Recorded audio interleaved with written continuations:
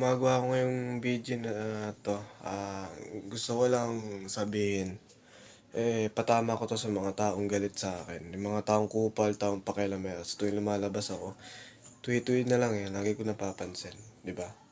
Minsan napapansin ko, sikat na ba ako? Kasi parang already meron na akong mga basher.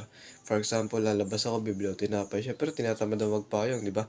Uso dito sa Pilipinas yung tipong, 'di ba, magja-jacket ka na, naka-hoodie, para di ka na magpayong, para di masunog masyado yung balat mo, para di masyado maarawan. Tapos sasabihin pa nila sa akin, 'di ba, yung iba mumurahin pa ako, yung iba matatapang, 'di ba, mga nakaangkas sa motor, kung kailan malayo na doon magsisigaw, parang ano daw ako, bobong tanga, init-init daw na bakit daw naka-jacket ako. Kahit yung iba, mga nakapayo minsan, yung mga pangit na nanay-nanay, ganyan-ganyan. Init-init daw naka-jacket ako, pinaparinggan ako. Kung salbahe lang ako, mumurahin ko din yun, sasagutin ko.